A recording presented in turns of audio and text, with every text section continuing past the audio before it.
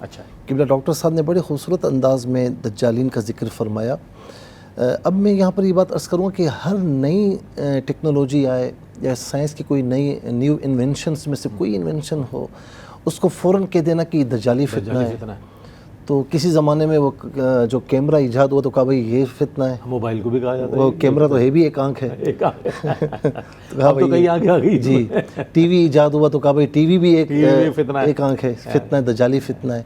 بہرحال ان تمام جتنی بھی ٹیکنالوجیز ہیں، جتنی بھی انوینشنز ہیں نا، تو یہ یاد رکھنا کہ فی نفسی کیمرہ ہے، ٹی وی ہے، یا اس کے علاوہ آج سوشل میڈیا یا آج اے آئی کا دور ہے، فی نفسی ہی یہ مباح ہیں.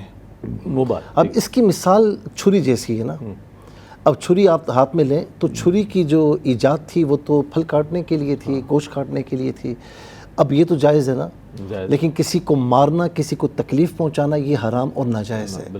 تو اگر خدا نخواستہ اگر آپ ان انوینشنز کو، اس ٹیکنالوجی یا جتنی بھی ٹیکنالوجیز ہیں نیو، آپ ان کو فتنے کے لیے استعمال کرتے ہیں، کسی کو تنگ کرنے کے لیے، فتنے کے لیے، اچھا اسی طریقے سے یہ چیزیں آپ کو اللہ تعالیٰ سے غافل کر رہی ہیں. ان چیزوں کے ذریعے آپ جھوٹ، فریب اور گمراہی کا پھیلاوا دے رہے ہیں، یا ان چیزوں کے ذریعے آپ اخلاقی بگاڑ کا سبب بن رہے ہیں، یا جو چیز بھی دین کے خلاف ہو آپ اس میں اس کو استعمال کر رہے ہیں، تو پھر تو یہ فتنے کا باعث بنے گا. ٹھیک ہے نا، پھر تو یہ حرام ہوگا اس طریقے سے. لیکن اگر آپ اس کا ایک اچھے انداز میں استعمال کر رہے ہیں، دین کی ترویج اور ارشاد کے لیے استعمال کر رہے ہیں، ایک دین کے کسی اور کام کے لیے استعمال کر رہے ہیں، تو پھر دجالی فتنہ نہیں ہوگا. یہ تو آپ اس میں ٹیکنالوجیز ہیں، آپ اس کو استعمال کیجئے اور دین کے معاملات میں اس کی یوں سمجھ لیں کہ ترویج و ارشاد میں اپنا حصہ لیجئے. عصری وسائل کا نام دیا جی ہاں. لیکن ان کو آپ غلط استعمال کریں گے تو فتنہ ہوگا. اچھا ہماری عادت کیا ہے؟ او جی یہ بھی دجال ہے، یہ بھی دجال ہے، یہ بھی دجال ہے. او بھائی آپ نے تیاری کیا کی ہے؟ جو حضور نبی کریم علیہ السلام نے اتنے بڑے فتنے کی علامات بتائیں، اور میں آپ کو بتاؤں کہ جب یہ اپنے دور میں آئے گا نا تو کئی لوگ اس کے ساتھ ہوں گے. جی تو آپ یہ تصور کریں، یہ امیجن کریں کہ خدا نخواستہ آ جائے تو ہم نے کیا تیاری کی ہے، ہمارا ایمان کہاں پر ہے. ہم اس کو دیکھیں نا، کیونکہ یہ بھی ابتداً جب آئے گا نا، اس کے بارے میں یہ ہے کہ یہ آئے گا پھر غائب ہو جائے گا، پھر آئے گا پھر غائب ہو جائے گا، کئی عرصے تک غائب رہے گا، لوگ بھول جائیں گے، پھر یہ آئے گا. عراق اور شام کے درمیان جیسا میں نے 3 سال کا وہ بتایا، اس کے بعد یہ آئے گا. تو اس کے بارے میں کہ ابتداً یہ بڑا نیک بنے گا، کیونکہ یاد رکھیں کہ کوئی بھی فتنہ جب آتا ہے نا وہ ڈائریکٹلی کسی چیز کا انکار نہیں کرتا.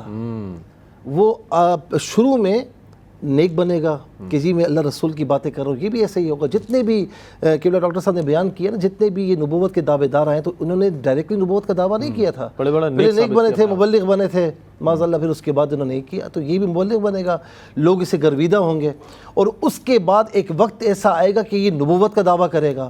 پھر ایک وقت ایسا آئے گا کہ یہ ربوبیت کا دعویٰ کر بیٹھے گا. اور حال یہ ہوگا کہ اس کے بارے میں روایت ہے کہ پہاڑ ہوں گے اس کے ساتھ، اور غذاؤں کے پہاڑ ہوں گے، مشروبات کے یعنی دریا ہوں گے. پھر اس کے ساتھ ایک باغ ہوگا، یعنی ایک جنت کہلائے گی، ایک دوزخ کہلائے گی. اور جو اس کی بات مانے گا جنت میں سے اسے دے گا، جو اس کی بات نہیں مانے گا دوزخ میں ڈال دے گا. اور نبی علیہ السلام نے فرمایا کہ اس کی جنت حقیقت میں دوزخ ہے، اور اس کی دوزخ حقیقت میں جنت ہے. اور اس کے بارے میں آتا ہے کہ یہ گدھے پر سوار ہوگا. اب آپ ذرا امیجن کیجئے کہ یہ دور سواری، یعنی گدھے پر سواری گاؤں دیہاتوں میں کہیں پر ہے لیکن شہروں میں نہیں ہے. لیکن وہ دور کیسے، اس کا مطلب یہ کہ دور دوبارہ لوٹے گا، اور یہ تمام چیزیں یا تو ختم ہوں گی، اور یہ گدھے پر سوار ہوگا. اور اس کے ساتھ یہ بھی آتا ہے کہ گدھا اتنا بڑا ہوگا کہ اس گدھے کے دونوں کانوں کے درمیان 40 ہاتھ کا فاصلہ ہوگا.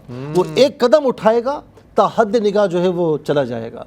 اور اس کی مدت 40 دن ہوگی. اچھا ہاں، 40 دن میں جو پہلا دن ہوگا وہ 1 سال کے برابر ہوگا، دوسرا دن ہوگا وہ 1 مہینے کے برابر ہوگا، تیسرا دن 1 ہفتے کے برابر ہوگا، پھر چوتھے دن سے معمول کے مطابق ہوگا. لیکن اس کے بارے میں بھی علماء فرماتے ہیں کہ وہ بھی کافی طویل دن ہوں گے.